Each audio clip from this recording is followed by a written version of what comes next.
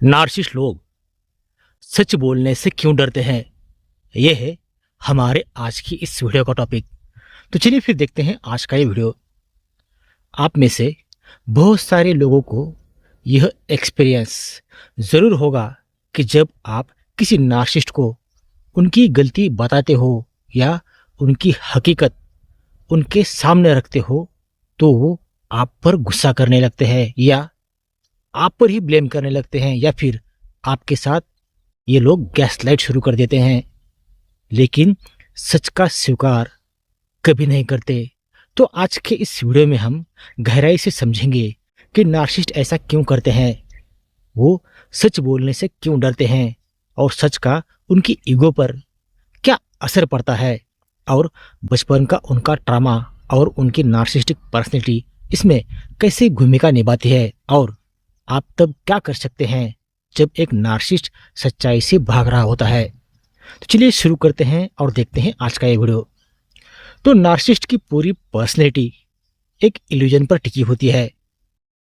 जैसे उन्हें लगता है कि वो परफेक्ट है, वो हमेशा सही है, ये दुनिया ही गलत है, उनसे कभी गलती हो ही नहीं सकती, उन्हें हमेशा स्पेशल ट्रीटमेंट मिलना चाहिए। ये सब उनके दिमाग में बनी हुई कृत्रिम फेक सेल्फ इमेज होती है, जिसे कहते हैं नार्सिसिस्टिक फॉल्स सेल्फ। अब ये सच क्या करता है? तो सच इस फॉल्स सेल्फ को तोड़ने की ताकत रखता है। सच उन्हें उनकी वल्नरेबिलिटी दिखाता है। सच उनकी सुपीरियरिटी इल्यूजन खत्म कर देता है और नार्सिसिस्ट इससे बुरी तरह डरते हैं। अब देखते हैं नार्सिसिस्ट की सच से डरने की शुरुआत कब होती है। तो कोई नार्सिसिस्ट ऐसे ही नहीं बनता, इसके पीछे छुपा होता है उनका बचपन।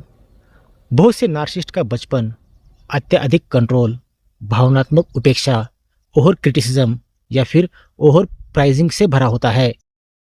कुछ बच्चों को बचपन में इतनी कॉम्प्लेक्स यादें मिली होती है कि वे एक फॉल्स पर्सनैलिटी बना लेते हैं। एक ऐसी पर्सनैलिटी जो कहती है कि मैं परफेक्ट हूँ, मुझे दर्द नहीं होता, लेकिन अंदर छुपा होता है वो बच्चा जो हमेशा वैलिडेशन चाहता है, जो प्यार चाहता है, जो गलती करने से डरता है और सच उसी बच्चे को बाहर लाता है। और यही वजह है कि नार्सिसिस्ट सच से भागते हैं। नार्सिसिस्ट का सबसे बड़ा हथियार होता है उनका ईगो। ये ईगो उनके लिए ढाल का काम करता है, लेकिन जैसे ही कोई सच बोलता है तो उनका ईगो अलर्ट हो जाता है और फिर नार्सिसिस्ट तुरंत कुछ चीज़ें एक्टिवेट कर देते हैं, जैसे डिनाइल, ऐसा कुछ हुआ ही नहीं, प्रोजेक्शन, गलती मेरी नहीं तुम्हारी है, गैसलाइट, तुम्हें गलत फहमी हुई है, ब्लेम शिफ्टिंग, मैं ऐसा नहीं हूँ, तुमने मुझे ऐसा बनाया है, साइलेंट ट्रीटमेंट, मैं तुमसे बात ही नहीं करना चाहता। कोई और इंसान सच को समझकर खुद को सुधार लेता है, लेकिन नार्सिसिस्ट उसे एक अटैक की तरह लेते हैं, उसे अटैक समझते हैं। लेकिन सच का मतलब होता है जिम्मेदारी लेना, अपनी गलती मानना, गलती होने पर अपोलाइज करना, दूसरों की फीलिंग समझना और खुद कुछ बाद में चेंज करना।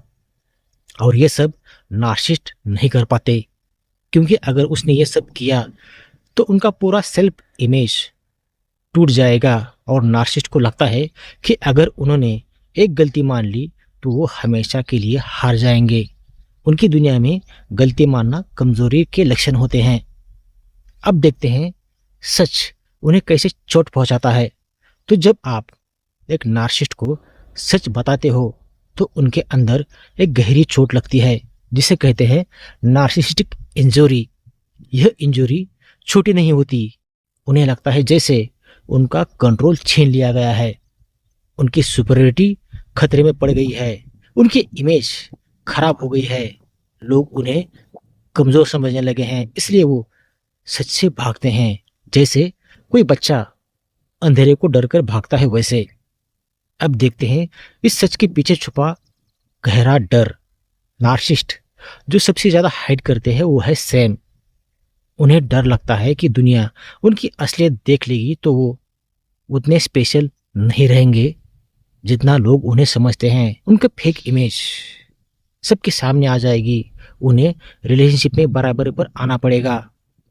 ये जो डर है, ये डर इतनी गहरी जड़ें बनाया होता है कि नार्सिसिस्ट सच्चाई को सही नहीं कर सकता।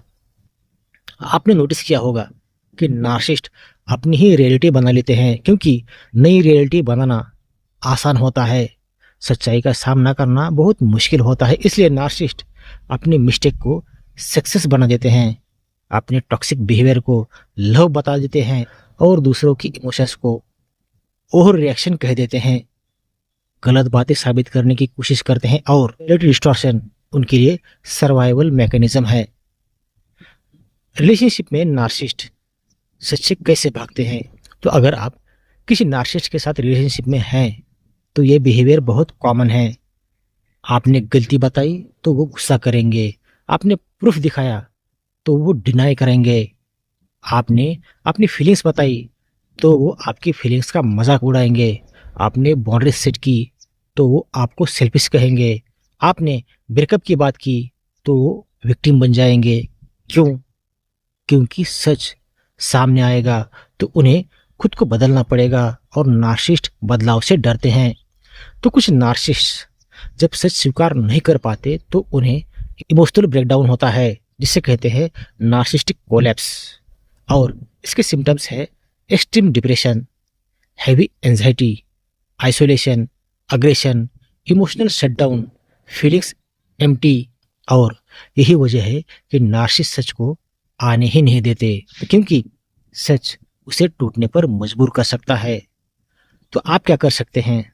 अगर आपको लगता है कि आपके सामने नार्सिसिस्ट सच से भाग रहा है तो याद रखिए, उसे समझाने की कोशिश, उसे लॉजिक से हराना, उसे बदलने की कोशिश, उसकी गलती प्रूव करना, ये सब चीजें सिर्फ आपका टाइम और एनर्जी वेस्ट करेंगे। इसलिए अपनी बाउंड्री सेट कीजिए, इमोशंस के बजाय फैक्ट्स देखिए, कम से कम डिस्कशन करिए, उसकी रिएक्शन को पर्सनल मत लिए, सेफ्टी रखे, इमोशनल डिस्टेंस बनाए रखे, सेल्फ रिस्पेक्ट को पहले रखे और सबसे ज़रूरी उसे बदलने की कोशिश मत कीजिए। तो आज का वीडियो यहीं पर ख़त्म हो जाता है। अगर आप किसी नार्सिसिस्टिक रिलेशनशिप में फंसे हैं और वहाँ से बाहर निकलना चाहते हैं तो बाहर निकलने में मैं आपकी 100% हेल्प करूँगा, जिसके लिए डिस्क्रिप्शन बॉक्स में मैंने अपना पर्सनल व्हाट्सएप नंबर दिया है, उस पर आप लोग मुझे कॉन्टैक्ट कर सकते हैं। वीडियो देखने के लिए और अपना कीमती समय देने के लिए आप सभी लोगों का दिल से धन्यवाद। Thank you.